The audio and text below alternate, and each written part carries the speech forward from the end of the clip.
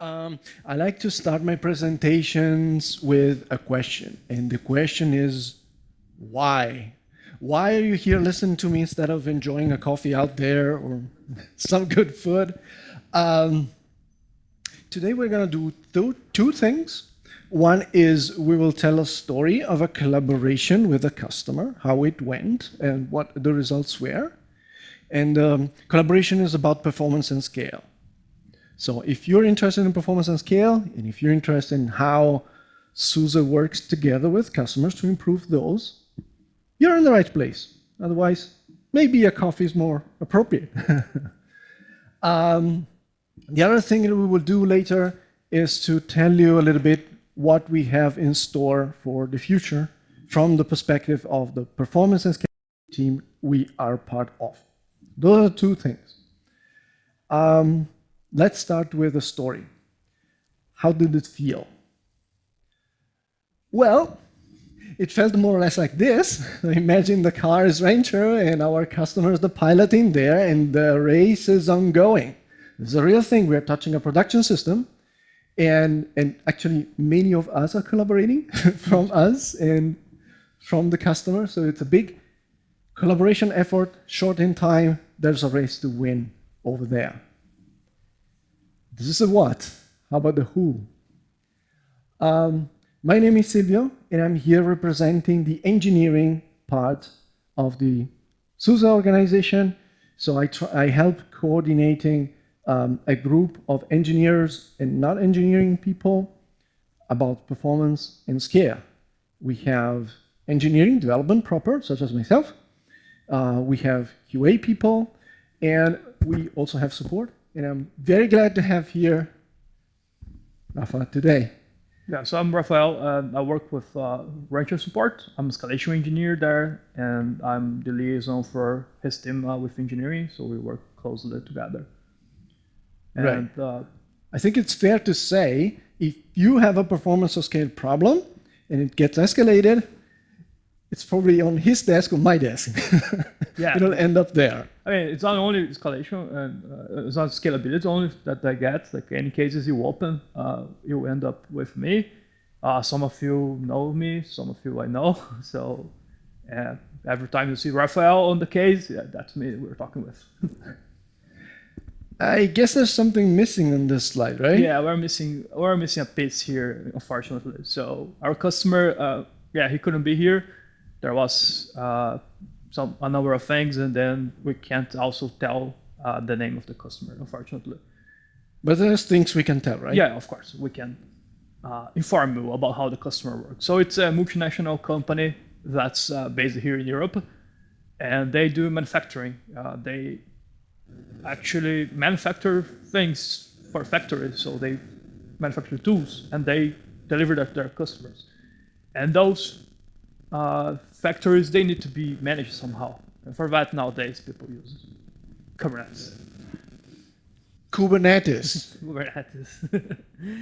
Let's get the pronunciation right. So it's important to know our customer is making machines for the industry, sometimes entire production lines. Those are very complicated pieces of engineering, and quite sophisticated software goes on to govern those machines. And this is why Kubernetes was chosen, among other things, and this is why we have a fairly complicated engineering problem to solve overall, right? Yeah, so here we want to talk about the racing tracks for us, which basically are the environments of the customer.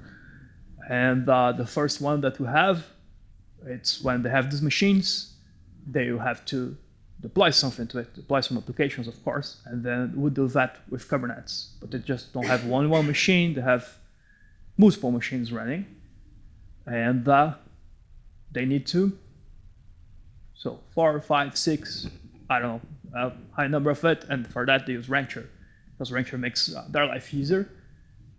And this is our production environment.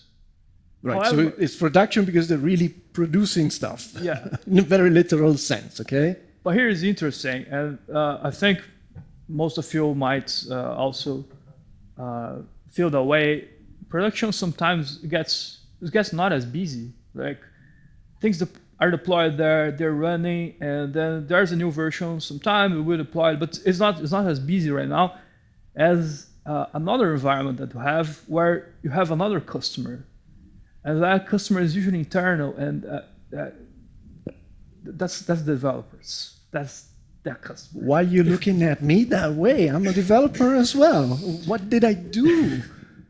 So what developers do in this case, they want to be deploying things very quickly, and new things are having environments available at the wheel. And this customer gets there with that for their developers. So the way they do it on their development cluster, they're running on Azure, and they run with AKS. Who here uses managed services, managed Kubernetes like AKS or GKE? Kubernetes, yeah. GKE, AKS, EKS, yeah. So, it's easier to deploy things there because you are not so easy, but you don't have the control plane to be worried about it. You just create the cluster, deploy application, and that's it.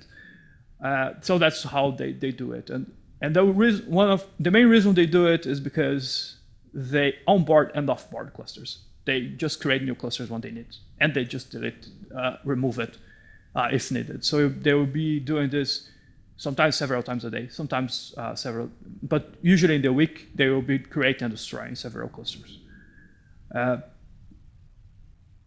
And this also has the problem with AKS, because AKS is really close to upstream, so you have to upgrade quickly.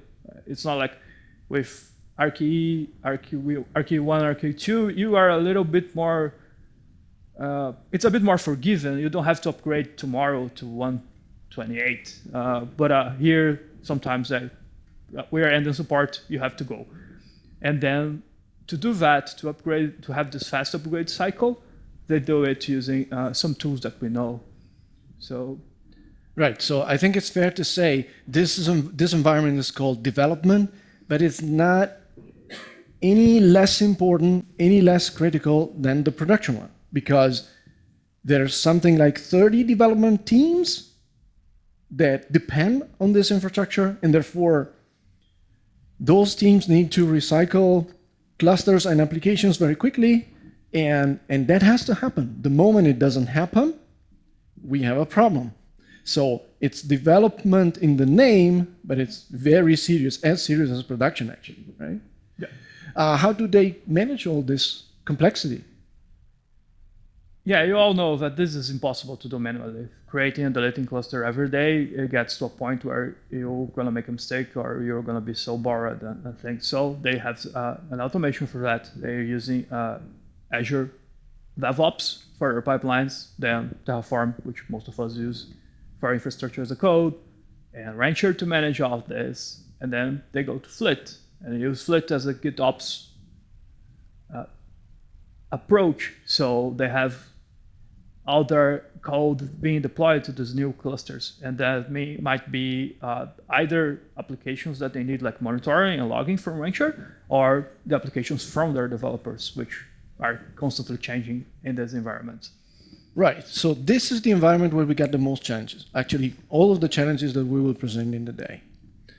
Continuing on our metaphor of the race and the car, lap one. First problem. High CPU load. Does that tell you anything, Rafa? Yeah, it tells me one or two things. So at some point they got to us and it's like, hey, we upgrade Rancher, we're doing things, and then the CPU is too high on our nodes, and we cannot make things work. Right, so, and it's the reason, the deep root cause why this was happening, it was actually pretty surprising, at least to me. So we had a healthy Rancher and a healthy downstream cluster and a healthy connection in between. What happens if the connection goes on fire? And it's severed. So the downstream cluster is now disconnected. One would expect, hey, Rancher has less stuff to do because the downstream cluster is disconnected, so nothing to do about that. But unfortunately, an internal mechanism in Rancher malfunctioned, and that created a situation which Rancher was continuously trying to contact the downstream cluster. Now, they had a lot of downstream clusters, Many of them were recycled very quickly. Therefore, this problem escalated, and we went to a situation in which Rancher was knocked down. And the way you could see that is, of course, via Grafana board, you see a load average very high, about 20, and especially the CPU utilization has a nice flat line at 100%. That's not good. But there is a question. What makes up this 100%? We know it's Rancher, but what part of Rancher? Rancher is made up of a big number of small parts. As usual, in programming languages, we think in terms of functions. Do you have any rough idea how many functions might be there in the Rancher code base? Can anybody come up with a number? Anyone? 10,000. Who offers more? 40,000 without the dependencies. Now, to get you an idea how many 40,000 functions are, let's imagine a small Lego block per function. This is the amount of functions. Go find out the one that's consuming too much CPU. That's a very big haystack to find a needle in. Fortunately, we have tools to help us with that. The main tool that we use a lot is called Profiler. So profiling, I won't go into details. It's very well documented on the Golang website. Rancher is mostly Golang, so you can get it there. But I want to give you a little bit of some insights because that could be useful for your day-to-day practice as well. So how does that work? The output of the profiler can be got with a simple command. That means execute a specific command inside of the Rancher container. The command that you need to run is curl, and you want to download this URL here. This refers to a specific special port in Rancher, and that will produce a file. You save that file and send it to SUSE. What's inside that file? Profiling information that helps us see where the bottlenecks are. But this is not sustainable. Doing like that, you'll be like, because first you'll be executing in the container to just get the profile, then you have to copy that to your local system, then you have to copy that and send to us. And we don't just need one profile, we'll be needing profile over time. So we have now a script that goes along with the log collector, and it's just to profile the code of Rancher, and also collects a little bit more information that we need usually when you're looking at your issues with performance and scalability. So next time you have an escalation on performance, it lands on Rafa's desk, and Rafa says, hey, please give me a collection. He will point you to the script. It's easy to run, and so that we have all the information to diagnose what's going on, right? Now that we have that file, there is another simple command to visualize it, and this is the output. Does it look any interesting? It's pretty complicated. It's called a flame graph because if you think about that upside down, it looks like flames. That's unimportant. Just interrupting you, because here it's the way the Golang chose to output flame graphs. But if you've done flame graphs with perf, you see that it goes like an actual flame, because perf has it the other way around. Show of hands, any of you ever seen flame graphs or perf before? Some do. Awesome. Excellent. So for the others, very quick explanation how that works. Normally, all programming languages have functions that call functions that call functions in a tree-like way like that. If you take the functions and you rearrange them in a top-to-bottom fashion, and you give some random colors that are just orange and red, it looks like a frame, and this is how it's going. The trick is, the longer the bar, the more that function is consuming CPU. So in this representation, the long bars are taking the most of CPUs. And you can see function is calling function is calling function. So at some point you see something that's not quite all right. And in this case, is this part here that we've highlighted with the pink color. We didn't expect this flame because we look a lot of them from a lot of customers. We know more or less how healthy it looks like. This doesn't look healthy. And it's interesting that the title of the function is ensure restricted admins. And that gave us a clue where the problem might be. maybe there's too many restricted admins. Rafa, do you want to talk about what a restricted admin is? Of course. So a restricted admin is basically a role that you give to your customers so they have admin rights on all the downstream clusters, but they don't have any rights on the local cluster. So they can do all of those things, and then also can like destroy nodes, create new nodes, or they can just can potentially destroy the cluster because would be the local cluster, but everything else they can do there. So you're giving like a king's crown to your customer. In this case, they had about 180 users.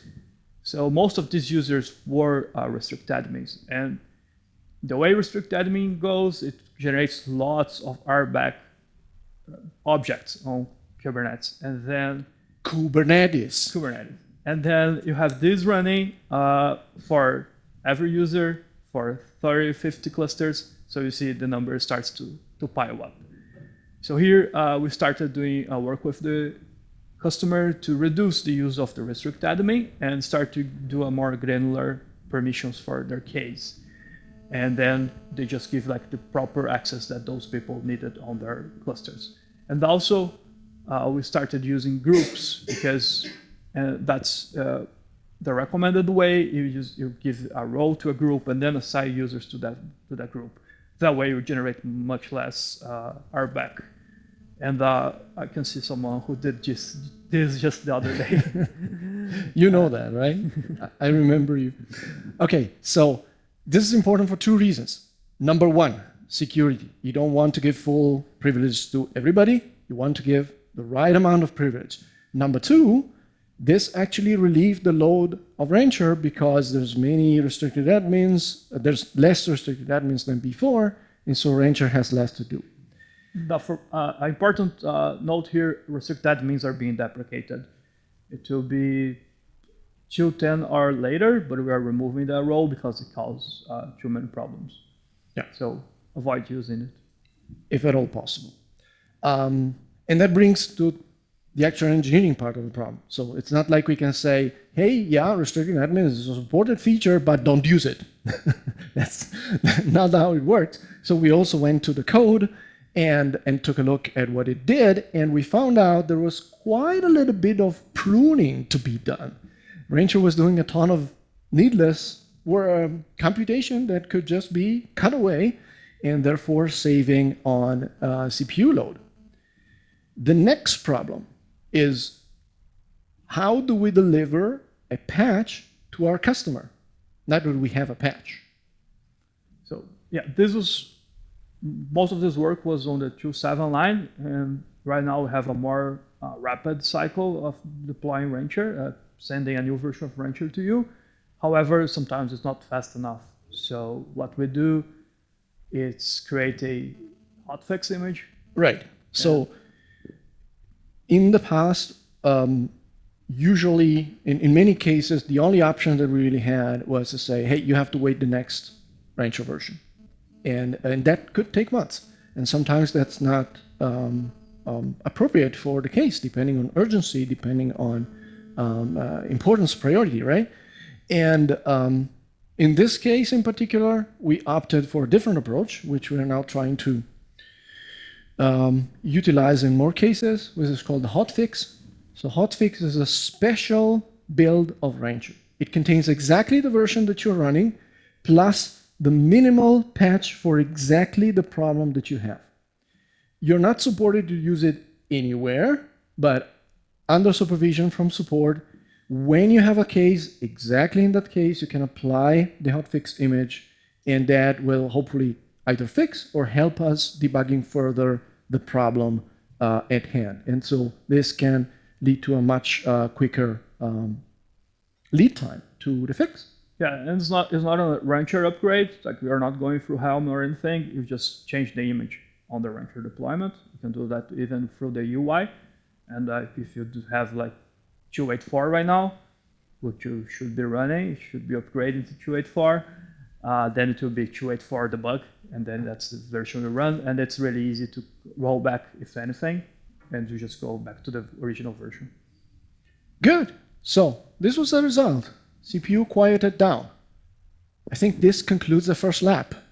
That's the first lap, yeah. But, Yeah, we still have a race to go. yeah. Another problem. The Y was unloading, and we have this blue spin. The blue spinner of the death. Yeah. Spinning and spinning and spinning, never loading. This can happen for a number of reasons. We've seen with some customers high number of objects on Kubernetes and other problems, but usually what this means is Kubernetes. yeah. What this usually means is that the backend is not responding at some point. It's not responding for some reason, and then it will be like that. Interestingly, in this case, it was still about having clusters being onboarded and offboarded quickly into Rancher, but it was not exhausting CPU. That problem is now fixed. It's exhausting an internal resource which is normally invisible, which is called workers.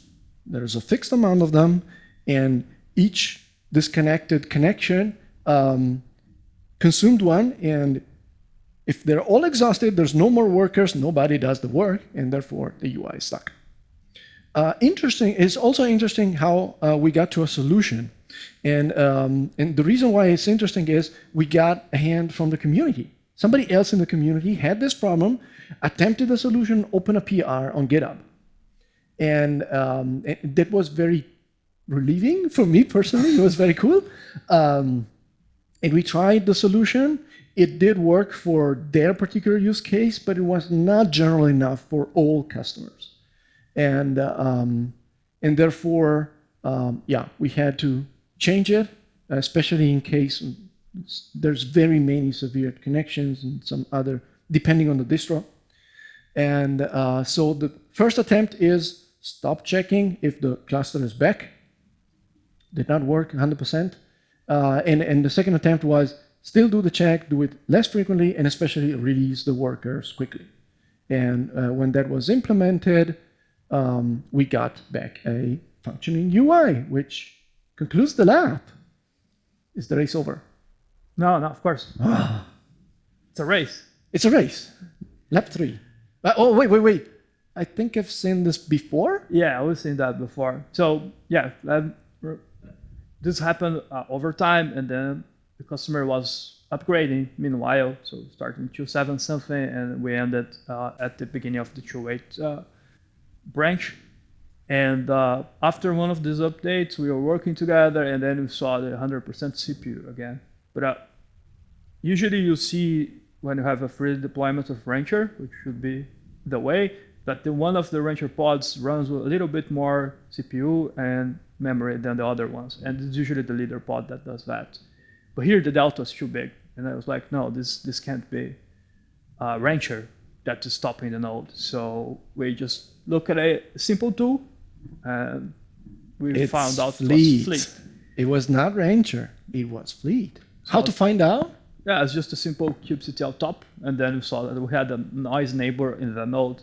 And then Fleet was at this time consuming 5 CPUs out of the 8 CPUs they had in this machine. So the first solution workaround was the support one, of course. Just we doubled the resources on the machines, and then it alleviated. And this is because they have about 300 Git repos running. All those clusters and all those things, they're like deploying a lot. They did a cleanup, went down to 180 because they saw that many of them were even amped. But anyways, that was causing Fleet to ask for more CPU. By the way, this is not 300 icons, it's less. Yeah, we put on that, 300. I don't want to finger point my colleagues, the Fleet developers. It was quite interesting of a case to see what happens to Fleet when you push a lot of Git repos. And it was not behaving optimally, right? And how do we find out what the problem is? Once again, flame graphs. This actually started a whole lot of research into the internals of Fleet and how to improve them. And it got to very many bug fixes. And here I'm highlighting the most important ones. They affected all the spectrum of the flame graph in different ways. These are really the real actual GitHub issue numbers. If you want to go into details, I don't have time to do that now. But the gist of it is there was a lot of needless computation. You can see this got pushed a lot. So the flames shrunk significantly, and the result looking something like this. So clear descending staircase of CPU usage. Despite having still a lot of work to do because it's a lot of repos and part of that is just normal, it is now much more sustainable. Because of course we don't want to say use less repos.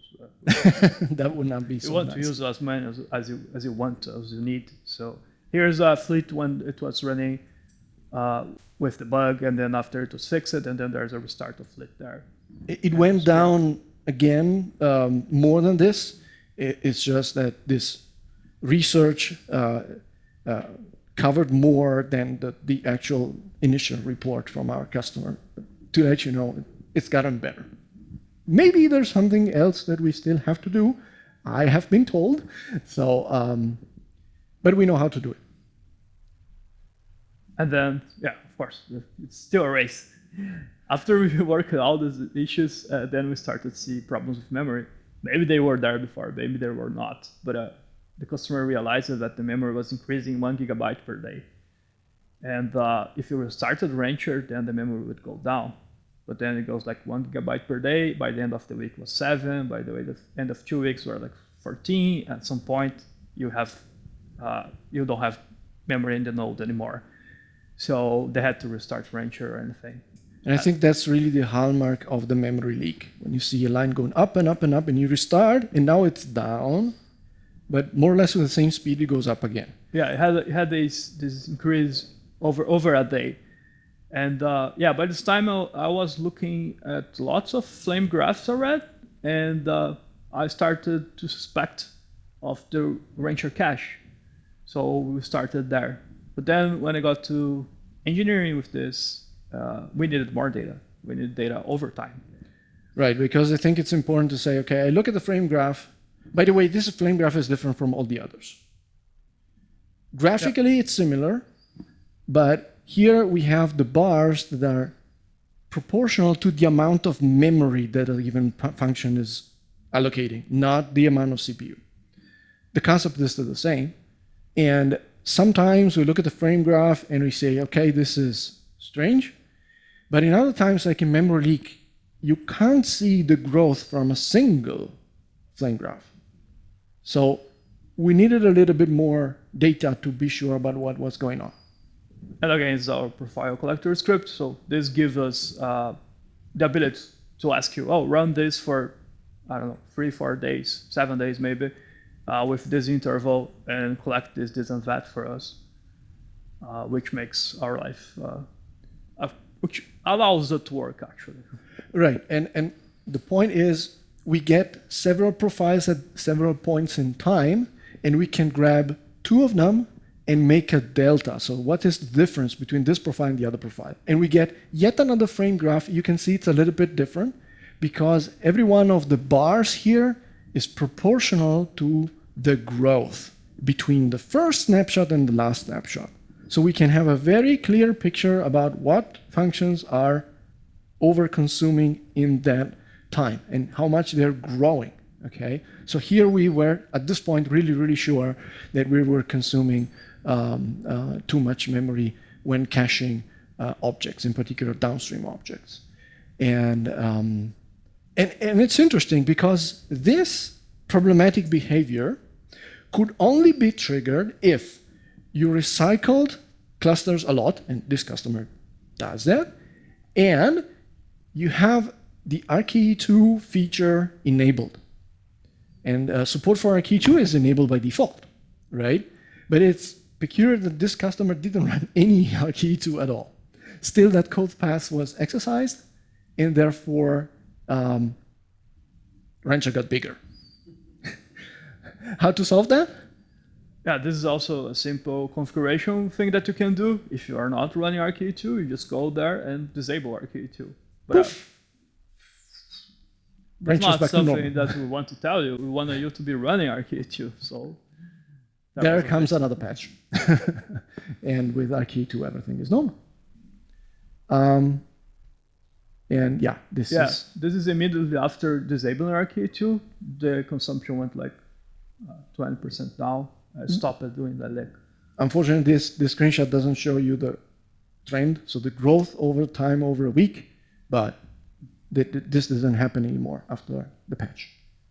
And that actually concludes our race, or at least the recollection of the gate of the race that we wanted to do today. Yeah, the part that we wanted, that we could show you today, because like there's other things that are going on, but the time wouldn't allow us to come with everything. Right. But the race continues. I also wanted to spend a couple of words about the mechanics in the picture. So the Rancher Performance and Scalability team, the team Rafael and myself are part of. How do we work, and what are our plans for the future? So a good part of what we do is being reactive on customers like you. So we don't want to fix some theoretical scalability thing that is just in developers' minds. We want to fix problems there where the pain point is, there where you experience it, where you're affected by it. So it's part of our day job to respond to customer inquiries and try to improve the product for everybody in a reactive way. But we also don't have the luxury of waiting for problems to come to us always. We are also taking a proactive stance, which means we are building tests and benchmarks around Rancher to make sure that such bugs do not even get into the product to begin with. So there's also a proactive and architectural long-term initiative ongoing. So there's these two aspects. The other thing that's very important to us is collaboration. As I mentioned before, we work with engineering, we work with QA, we work with support, we work with the community. Most important, we want to work with you. Please, if you see something, let us know, give us a chance to take a look and hopefully help you, because that's the only way to improve the product in everyone's best interest. So we really believe a lot in collaborating and building bridges. Yeah, we want you to scale to whatever you need. The presentation before ours was about like putting Kubernetes, K3s, and Rancher on ships, whatever you want to put Rancher and how many clusters you want to create. Like, we want to help you to get there. A little bit of future looking. I'm not a manager, I'm an engineer, so I'm trying to stay practical here, but I can tell you a few things about the focus areas for the next 9-12 months for this group. Number one, react to your escalations, been repeated a number of times. Number two, if you ever loaded a page in the Rancher UI that contains a list with a real big amount of objects, here we have config maps. In this example here, we have 10,000. You will see this indicator, and it takes forever to load. The reason why it takes forever is this page at the moment is downloading the whole data set, not just the data set that's displayed in the page. Believe it or not, this is not an easy thing to fix, but we do have a different caching algorithm in the upcoming Rancher 2.9 that is in tech preview. So for the duration of the 2.9 lifecycle, we expect this new mechanism to be in tech preview. You can enable it for test purposes. Please come back to us, share feedback. And when it's really stable, maybe by 2.10, we want to make it default for everybody to solve this problem. Another thing that my group is involved in is the so-called Rancher hub architecture, or having a Rancher of Ranchers for cases in which you have a really enormous number of downstream clusters. You want to spread them or isolate them in different environments for whatever reason. I'm not going to go into details because another session has already happened yesterday about this. So if you're interested, please look at the recording. It's pretty interesting. And then one of the things that we got from some customers is the bandwidth usage between Rancher and the downstream clusters excessive. So we're looking at ways to shift it down and minimize it, make it stable even if the connection is not reliable. So one important part we're working on, I've already mentioned it, benchmarks. We want to continuously measure how Rancher is going. If there's any regressions, catch them before they get to customers and improve it with a very scientific mindset. We're working on that. Last but not least, to make Rafa's life easier and my life easier, tooling to extract data out of your environments so that we are quicker in helping you out. And with that, I want to go back to my favorite slide in the slide deck and open it up for questions if you have any.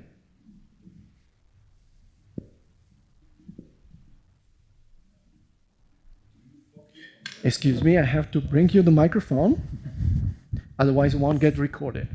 And that would be too bad. Do you focus only on Rancher or also other projects? My team is focused mainly on Rancher at this point, but Fleet is an integral part of Rancher, so we're looking at that very deeply. And we are in contact with a number of other groups, for example, Elemental, for example, Cube Warden, for example, the Edge team, which is doing this hub model. And over time, we are trying to expand our knowledge, ideally at some point to cover the whole portfolio. We're going to get there. It takes time. At the moment, for example, we're not extremely strong in the distros. So K3S and RK2 have engineers much more qualified than I am to talk about performance. But the idea is to get there. So the group is intended to be a point of reference for all things performance across the portfolio. But anyways, if you open a case, you'll get to me, and if it doesn't go to Bullseye, we'll to another engineering team if that's necessary, and it'll be worked out. Okay, thank you for the question. Any other questions? I have another. Please go. Do you use any kind of automated tests for performance? And if yes, what kind of tools are you using for that? Sure. So we do have some, and a lot of work is ongoing to improve them and to have more, and to have running more regularly in a bigger variety of scenarios. What we typically do is we deploy an infrastructure via Terraform as usual, and the idea is to make that as reproducible as possible, and to make that environment as isolated as possible so that the metrics that we get out of it are repeatable. And we are building it's actually built, a hardware lab, internal hardware lab for maximum reproducibility. I mean, of course, there's things you can only test in a cloud. And that's always going to be a little bit of fluctuation between a test and another, but we're trying to limit that to the minimum amount. Once the environment is up, all the installation and configuration of Rancher comes through Helm and the Rancher API. Once the test conditions are fully set up, we install tools for monitoring, Rancher monitoring to start with, but we use some special exporters depending on what we need to measure. The flame graph collector to see the internals as well. And then we perform the test. The load test is typically conducted via K6. K6 is a tool from Grafana Labs to generate a lot of HTTP traffic.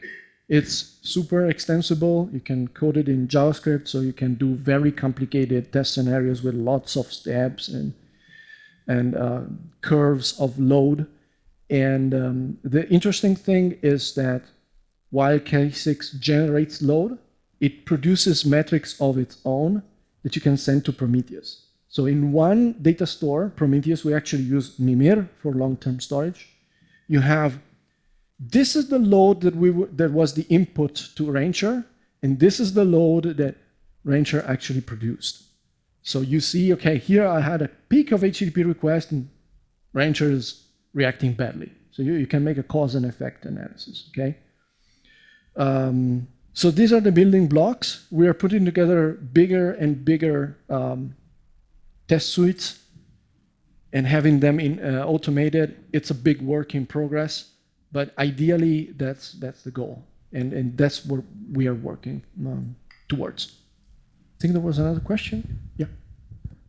Thank you. Can you talk a little bit about the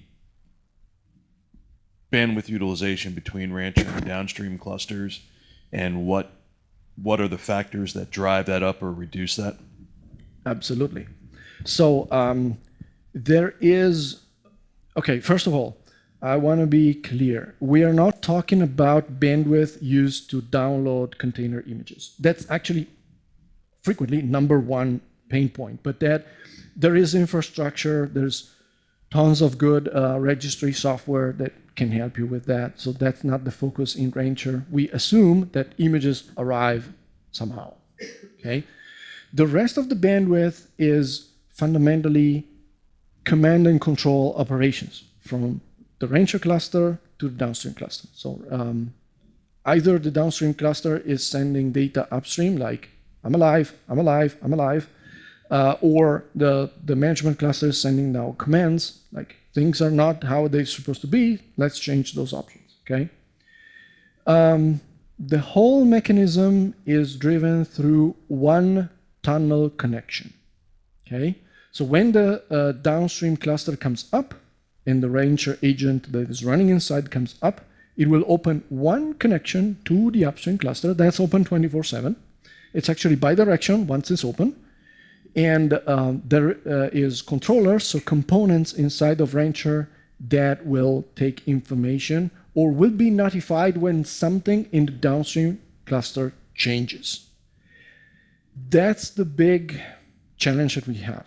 So there's a huge number of those components that get notified when something changes. We are trying to limit the amount of objects that change in the downstream cluster that can trigger a reaction upstream. Because that will mean that less objects will need to be transmitted over when they change. They can change and nothing important happens. And the downstream cluster gets the information when it's needed, not 24/7. So at the moment we have consumption, I think it depends on the activity of the downstream cluster. For some of our customers, multiple megabytes per day is completely unacceptable. For others, it's not an issue at all.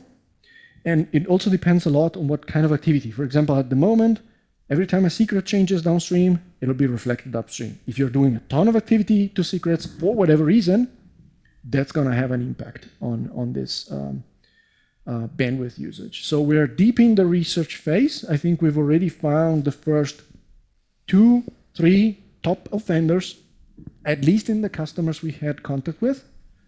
So if you have a use case, let us know. That's interesting. Awesome. Our edges are along with our friend up here. So along with my friend in the back from Ravada Space, our edges operate to a Rancher cluster over SATCOM connections. So very limited bandwidth. I could get you data on what we see and what would be better, more tolerable. That's great, because it allows us to concentrate and focus on the data types and the objects and the controllers that matter to you. Okay, sounds good. Any other questions? Let's all go for a coffee. Thank you so very much. Thank you.